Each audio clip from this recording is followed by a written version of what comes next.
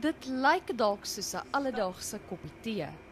Maar die koppie rooibos is nie so onskuldig soos wat dit lyk nie. Nee, dit het skop. Kroegmanne en vroue van Londen, New York en die Kaap gebruik die gewilde blaar nou as basis vir 'n gesonder mengeldrankie. The rooibos allows to enhance the cocktail. It's quite a subtle flavour. It's got a lot of properties that are similar to gin and vodka, so it allows the fusion of the rooibos and the actual spirits to accentuate the cocktail. Yes, it's a great antioxidant and it's got 0 calories, so I guess it's a healthier option than your traditional cocktails with all the other sugary stuff. Rooibos is eie aan Suid-Afrika en die gewildheid daarvan gee die land 'n ekonomiese hupstoot.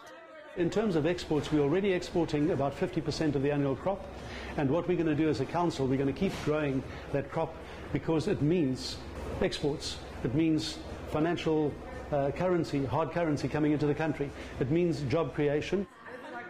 Kelners sê dis die feestyd se gewildste partytjie bestanddeel en klante stem saam. I've ordered the Cuban Affair.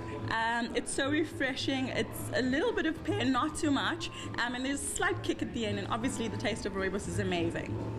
What did you get? I've got the Dream Sequence, which has got a great combination of pomegranate, some gin in there as well, rose water, and of course the rooibos.